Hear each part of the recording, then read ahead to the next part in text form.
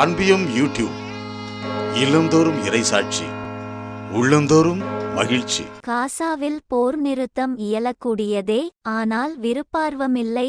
காசாவில் வான்குடைகளின் வழி உணவு உதவிகளை வழங்குவது நிரந்தர தீர்வாகாது என்பதால் ஒன்றிணைந்த தீர்வை நோக்கி நாம் செல்ல வேண்டிய கட்டாயம் உள்ளது. காசா பகுதியில் போரிடும் இரு தரப்புகளும் ஒருவருக்கொருவர் விட்டுக் கொடுத்து உடனடி போர் நிறுத்தத்திற்கு வழிவகுக்க வேண்டும் என அழைப்பு விடுத்துள்ளார் எருசலேமின் இலத்தீன் வழிபாட்டு முறை முதுபெரும் தந்தை கர்தினால் பியர்பத்திஸ்தா பிட்சபாலா.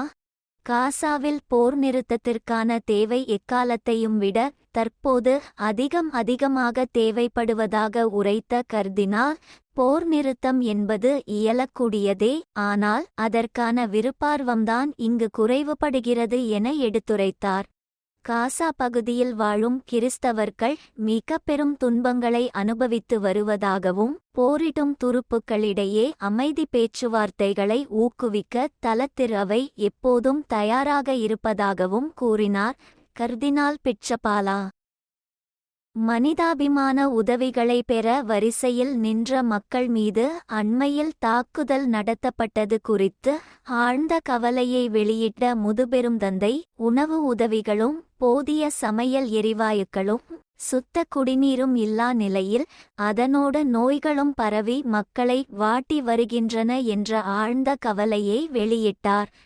வான்குடைகளின் வழி மக்களுக்கு உணவு உதவிகளை வழங்குவது நிரந்தர தீர்வாக இருக்க முடியாது என்பதால் ஒன்றிணைந்த தீர்வை நோக்கி நாம் செல்ல வேண்டிய கட்டாயம் உள்ளது என்பதையும் வலியுறுத்தினார் கர்தினால். போர் நிறுத்தத்தை உடனடியாக கைக்கொள்ள அவசர தேவை உள்ளது என்பதை வலியுறுத்திய எருசலேம் இலத்தீன் வழிபாட்டு முறை முதுபெரும் தந்தை, எந்த ஒரு தீர்வும் நிலையான தன்மையையும் விடுதலையையும் பாலஸ்தீனியர்களுக்கும் இஸ்ராயேல் மக்களுக்கும் மாண்பையும் உறுதிச் செய்வதாக இருக்க வேண்டும் என மேலும் தெரிவித்தார்.